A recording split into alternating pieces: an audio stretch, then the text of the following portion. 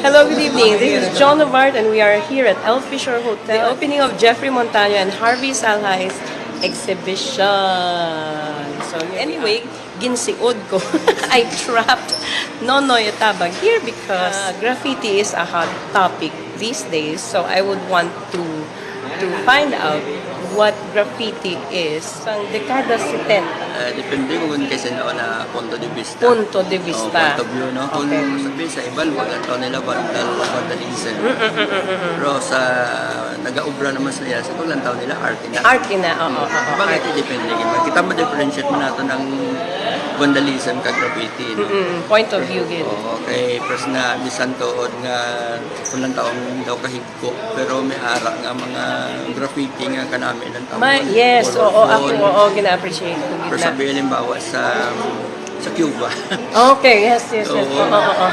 Sa video na balang Playing for Change. Actually, ang kanta Guantanamera, ang background niya pala, ang graffiti. Muna. Ang background niya kanami sa mga graffiti. Okay. Actually, yung mga Picasso, ganin dating. Yes, very artistic. May panahon nga, hindi lang simple nga mga letters lang ang pinag. Yes, Pinakasimple na nga mga letra lang inabutang panahon na OP. OP? Operation Pinta. Operation Pinta.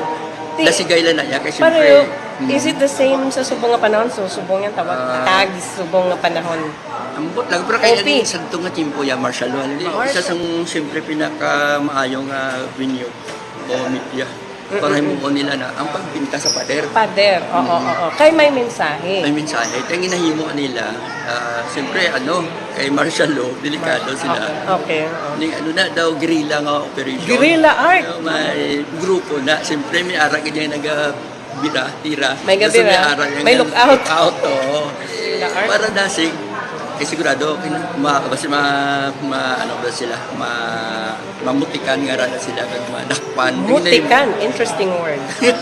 Manotice. Manotice, dahil may nag-aubra sa babaw yung obras lalo. Grabe. Ano namin mga babaw? Hindi, pero sabi duha ka lines. May nakatira sa babaw.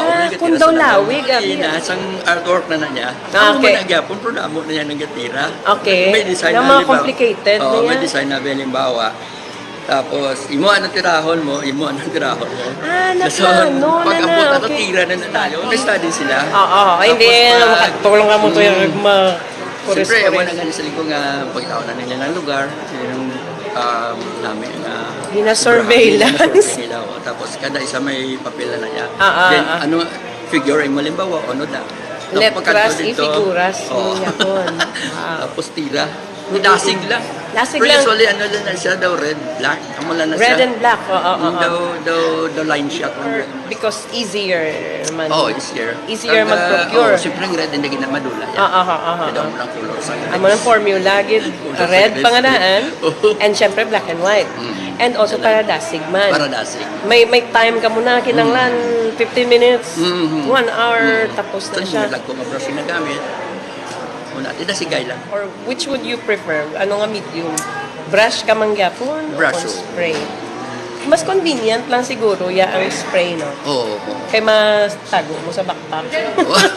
Mga ang nagamit, sponge. Okay.